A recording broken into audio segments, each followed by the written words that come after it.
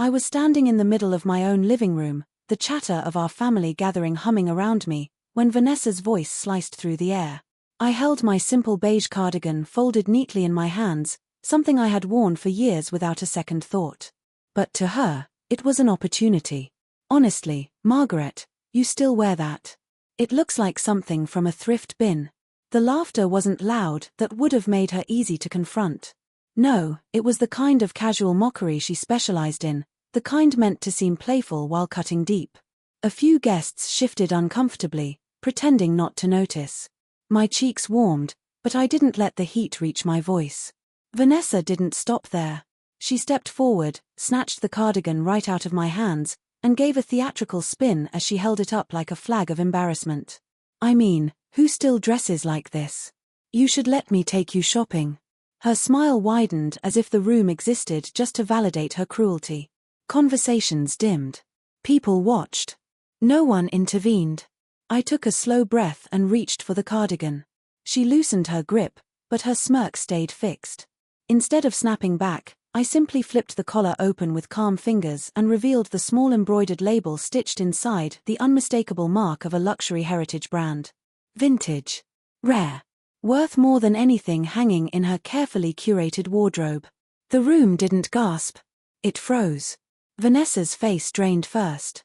The color slipped from her cheeks as she recognized the label, her mouth hanging open just enough for the truth to settle on her tongue. Her confidence faltered, then collapsed entirely. But I didn't raise my voice. I didn't even look smug. I just said quietly, "You have no idea what you're talking about, and this isn't even the worst thing you've done." My son blinked, unsure whether he had misheard me. Vanessa swallowed hard, eyes darting around the room, silently begging for someone to rescue her. No one moved. The weight in the room grew heavier. I could feel it pressing on my ribs as I turned away, gripping the cardigan like a reminder of how much I had let her get away with. Because this moment, this humiliation, was nothing compared to what she had been doing behind closed doors. And soon, everyone would know. Stay with me till the end, because what happens next will shock you. And if you love emotional revenge stories like this, make sure to like the video and subscribe for more. My voice settles, steadier now, as the memory fades and the truth begins. My name is Beatrice, and this is my story.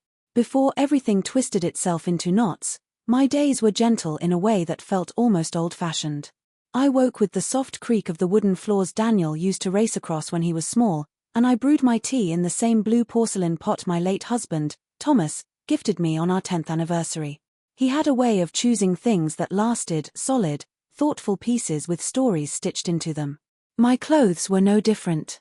Every cardigan, every scarf, every simple dress carried a memory of the man who knew my heart better than anyone ever would again. Those quiet mornings were my comfort. And Daniel, he remained the one steady presence after Thomas passed. He'd stop by just to check on me, or to fix a cabinet hinge, or to tease me about hoarding sweaters the way other people hoarded coins. We had our rhythm, soft and warm. When he introduced Harper, she arrived like a burst of bright, modern energy, polite, sweet-voiced, offering compliments that sparkled like glass. "Clara, your home feels so nostalgic," she said the first evening she visited, her smile stretched just a little too perfectly. "It's charming. Really." I remember thanking her, even though something in her eyes flickered, as if she were trying to decide whether charm was a compliment or a flaw.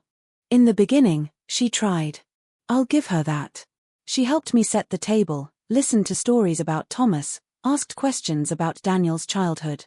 But between those moments of effort, I noticed little things barely their size when I reached for an older coat, a polite smile that strained when I wore one of my vintage brooches, a quick glance exchanged with Daniel whenever I shared a sentimental memory. None of it was enough to alarm me. Just tiny ripples. Quick to appear, quick to disappear. But sometimes, when she thought I wasn't looking, her expression shifted into something tight, impatient, almost dismissive. She would smooth her hair, straighten her blazer, and speak in a voice so sugary it nearly disguised the edge underneath. Nearly. I told myself it was nothing. New relationships, new dynamics, everyone needs time to adjust. And Daniel seemed happy, so I held on to that. I convinced myself that Harper simply didn't understand the value of old things, the way they carried love and history. But even then, deep down, a small voice whispered that something wasn't right. And soon, much sooner than I expected, Harper's careful politeness would crack wide open, revealing the truth she never intended me to see. I started noticing the small things first, the kinds of moments you almost talk yourself out of acknowledging because they feel too trivial to matter. Yet they linger. They echo. And when you look back, you realize they were the first cracks forming in what you thought was a solid foundation. It began one afternoon when I stopped by Daniel and Harper's place with a basket of fresh muffins. Harper opened the door with a smile that didn't quite reach her eyes. "Oh, Clara. You're here." As though she hadn't expected, maybe even hoped, to avoid me. I pushed the thought aside, telling myself she was simply tired. I stepped inside, holding out the basket. "I made your favorite. Banana walnut." Harper laughed lightly. "So sweet. But, we're really trying to avoid heavy, old-fashioned treats. Trying to stay modern with our diet, you know?" She said modern the way someone might say civilized. I felt the sting but nodded politely. She set the basket on the counter without even peeking inside. Later that week, the three of us went shopping for Daniel's birthday dinner. I touched a soft wool scarf on a display, something that reminded me of pieces my late husband used to give me. Harper watched my fingers linger on the fabric and said, "It's cute. Very vintage." The pause before that last word was filled with a kind of careful judgment, as if she was sanding down the sharper edge of what she really wanted to say. Daniel didn't notice. He was checking wine labels. Another tiny moment. I wore one of my husband's old jackets to brunch. Harper's eyes flicked over it, and she said, "You really love keeping things forever, don't you? Must be comforting." It sounded like kindness, but the air behind it was thin, strained. Her smile stayed frozen, but her eyes wandered with impatience, like she was waiting for the performance to end. And then there was the day she complimented my blouse, the one with handmade beadwork I'd stitched myself years ago. "Oh, that's interesting," she said, lips tight. "Not something I'd pick, but it's very you. Very you." Meaning outdated. Meaning odd. Meaning everything she didn't want associated with her world. Each time, I told myself I was imagining it. Harper was new to the family, adjusting, finding her place. Maybe she didn't understand the sentimental weight my belongings carried. Maybe her clipped tone was nervousness, nothing more. But in quiet moments, when the house settled and I was alone with my thoughts, I felt it, a subtle shift, a thin line of distance forming, something cold flickering beneath the politeness. I should have trusted that instinct. Because soon, Harper's mask would begin to slip. And those tiny red flags would look like flashing warning lights in hindsight. I first noticed the change in Harper in the smallest, almost forgettable moments, those quiet slivers of time where a smile looked a little too stiff or a compliment landed just a touch too hollow. It began one Saturday morning, when she came by the house with Daniel. I had baked cinnamon rolls, the way Daniel loved them since he was a boy. Harper stepped into the kitchen, inhaled, and said, "Oh, that's cozy," her voice warm but her eyes flicking across my old recipe cards as though they were relics better left in a museum. I brushed it off. New marriage, new adjustments. Maybe she liked different things. But then there was the dinner where she laughed too quickly, too lightly when Daniel complimented my floral dress. "Your mom has such a classic style," she said, stretching the word until it sounded like a polite way of saying outdated. She smiled at me, but her gaze lingered just long enough to feel like a soft shove. I kept telling myself I was imagining it, that grief over my husband's passing had made me too sensitive. He had loved seeing me dressed up, even on the quietest of days. His gifts, scarves, brooches, cardigans still held his warmth in them. Maybe Harper didn't understand sentimental things yet. Maybe she would. But the moments kept stacking up. When she helped me set the table, she would sigh softly as though the weight of ceramic plates was too much trouble. When I shared stories about Daniel's childhood, she would nod, smile, and then glance at her phone. And whenever I wore something my husband had gifted me, her smile tightened almost imperceptibly, as though the sight of anything with history made her uncomfortable. One evening, as she and Daniel were leaving, Harper leaned in for a brief hug. Her tone was sugary, but her words stung. "You should let me take you shopping sometime, Clara. I know exactly how to help women update their look." She laughed, but it was brittle, rehearsed, like she wanted me to hear the subtext and pretend I didn't. I tried to ignore the gnawing feeling building in my chest, whispering that something wasn't right. She was new to the family. She was adjusting. I repeated it like a calming mantra, willing myself to believe it. But as they drove away, the porch light catching her faint smirk through the car window, a quiet truth settled in the back of my mind: Harper's mask was beginning to slip. And whatever lay underneath it wouldn't stay hidden for long. I stared at my reflection for what felt like hours, tracing the lines my husband and years had left behind. I picked up a blouse I had bought last week, something simple and modern, thinking maybe, just maybe, this would make Harper smile, make Daniel proud of the woman he grew up with. But the moment I stepped into the living room, her eyes flicked over me, sharp, calculating. A small, tight-lipped smirk appeared, the same one she wore when she found amusement in my discomfort. "Is that new?" she asked, her tone polite, but with an edge I couldn't ignore. I nodded quietly, hoping that showing a little change would be enough to earn her approval, or at least indifference. But it wasn't. She barely glanced at me before returning her attention to Daniel, her laughter filling the space like it belonged to her, not me. I sank onto the couch, clutching the fabric of the blouse, feeling the weight of my own invisibility. These were the moments I had feared, the quiet moments, the ones that didn't demand confrontation but chipped away at me slowly, invisibly. Maybe I didn't belong in the world my son had built with her.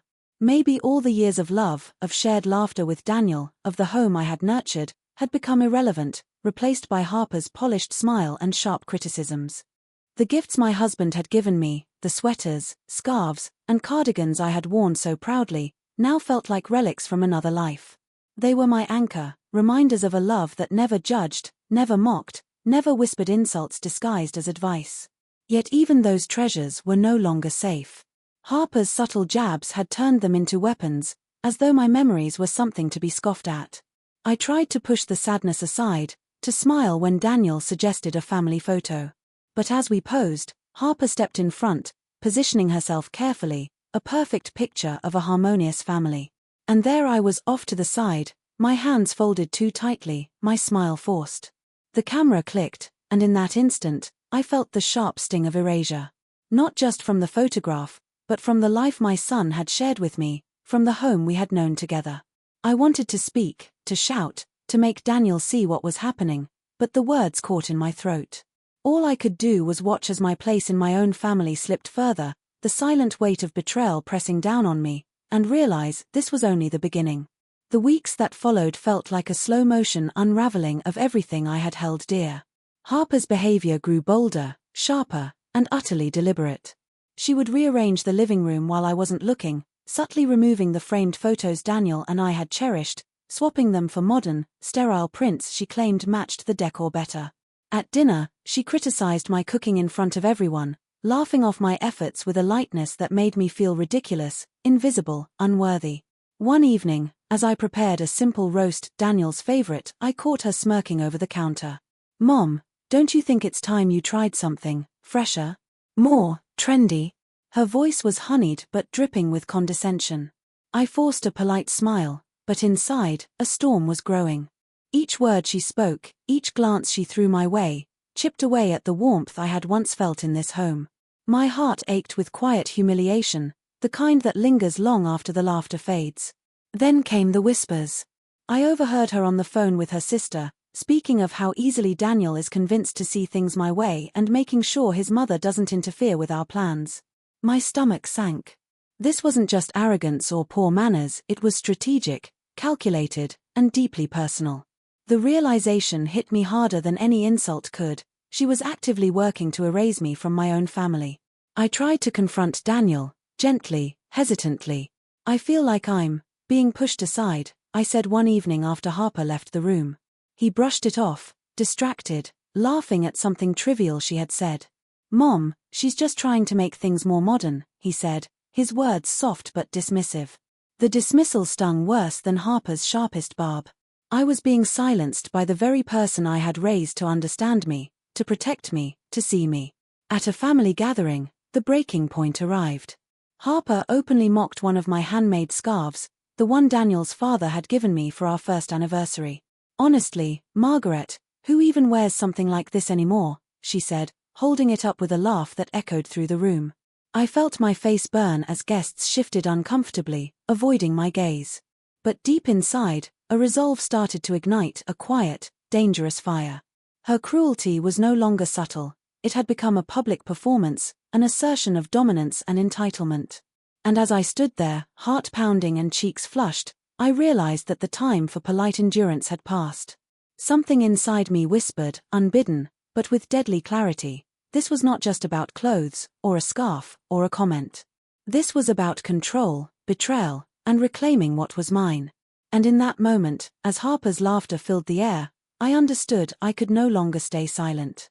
The day of the family gathering had arrived, and I could feel the tension buzzing in the air the moment I stepped through the front door. Guests milled around, chatting politely, but my focus was elsewhere on Harper, whose presence had become like a shadow over every corner of our home. She floated through the room with that practiced smile, carrying herself as if she owned every inch of the space.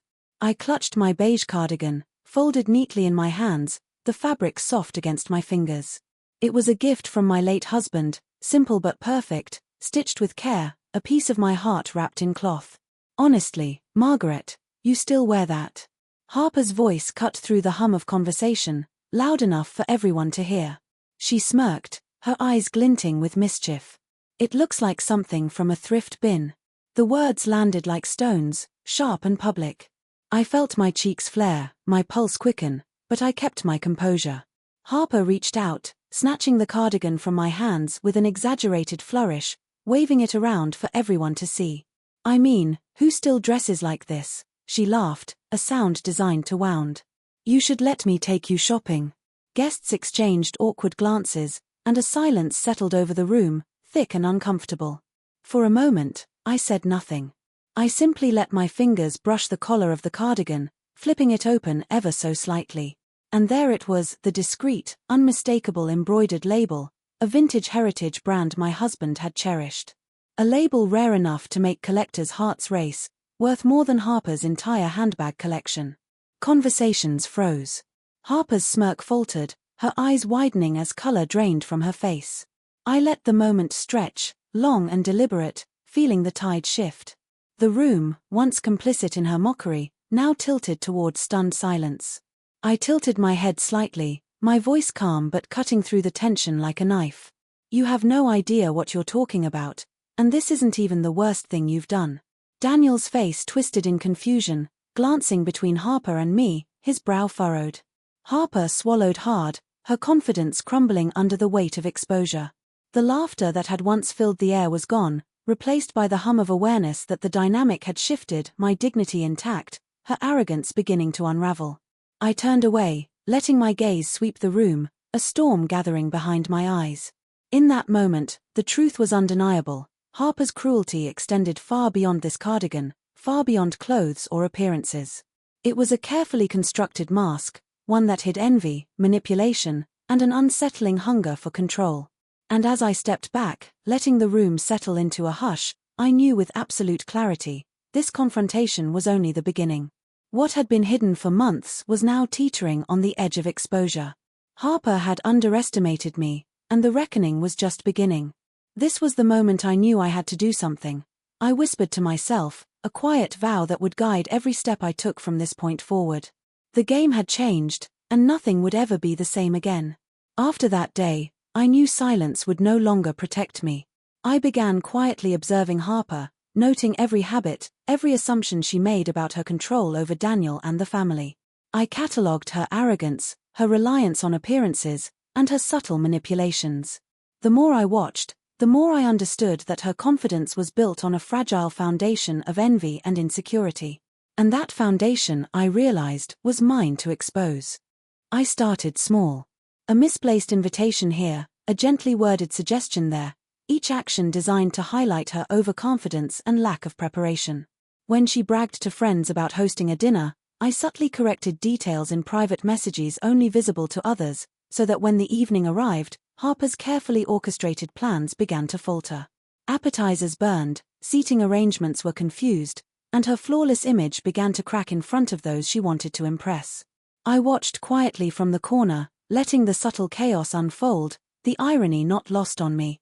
Next, I reclaimed the narrative around the things she had mocked. The vintage cardigan, once a symbol of her contempt, became a centerpiece of attention. I wore it to a gathering, pairing it with a carefully selected ensemble, while casually mentioning its heritage, rarity, and sentimental value. Guests leaned in, intrigued, and Harper's forced smile faltered as whispers of admiration circled the room. She realized, perhaps too late, that the very item she had ridiculed now reflected my taste, my history, and her ignorance. But the most satisfying moments came not from material symbols, but from subtle revelations. I shared stories, long-hidden memories of my late husband, of the sacrifices we had made for Daniel, in ways that highlighted the depth of my love and the hollowness of Harper's shallow pretense. Guests began to see the contrast, to notice the discrepancies between my quiet dignity and Harper's performative charm. The room that once tolerated her arrogance now questioned it, and she could do nothing to reclaim her dominance. I never humiliated her openly. I let her arrogance implode quietly, naturally. Every misstep, every inconsistency became evidence of her envy, her cruelty, and her desire to erase me. And as the weeks passed, I felt a shift, a quiet, satisfying justice.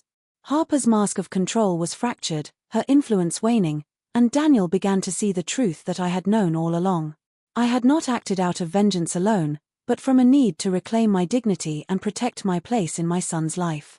And as I finally felt the storm settle, I realized that justice, when delivered with patience and care, could be far more powerful than any outburst of anger. In the weeks that followed, the transformation was unmistakable. Harper's carefully curated facade continued to crumble, piece by piece. Invitations she had once controlled slipped from her hands, and her subtle manipulations no longer carried weight. Family gatherings became calmer, warmer, and filled with genuine laughter rather than tension. The room no longer bowed to her will, instead, it responded to authenticity, to the quiet strength I had reclaimed. Daniel began to notice the small shifts, the patterns he had previously overlooked. He saw how Harper's words had cut me, how her actions had attempted to rewrite our history, and he understood, finally, that her charm had masked manipulation.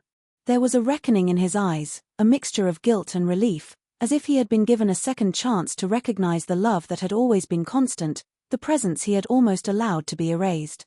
Harper, meanwhile, could no longer maintain her dominance. Social gatherings revealed her inconsistencies, her shallow attempts at control exposed by the subtle cleverness I had employed. Friends and family, who had once nodded politely at her criticisms, now quietly sided with me, their support unmistakable. The same woman who had mocked my cardigan, belittled my memories, and tried to undermine my role in the family was left with nothing but the awareness of her own actions. The power she had sought to wield evaporated quietly, leaving only the bitter residue of her arrogance. And I, Beatrice, found peace. I wore my cherished cardigans and scarves without hesitation, hosting dinners, sharing memories, and reclaiming the home I had nurtured for decades. My dignity was restored, not through anger or confrontation, but through patience, strategy, and unwavering self-respect. The final photograph I allowed that year reflected the truth of our family, not a polished illusion, but a tapestry of love, respect, and enduring bonds. Harper was present, yes, but no longer at the center, no longer dictating the story. And as I gazed at the faces of those I loved, I realized the most powerful victories are often quiet, subtle, and rooted in integrity. In the end, justice had been served, not with vengeance, but with truth, and the home I had built with love once again felt whole.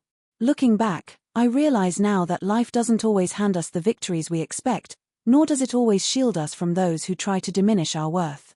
Harper's cruelty was painful, yes, but it also revealed a truth I had overlooked for too long, the importance of recognizing our own value, even when others fail to see it.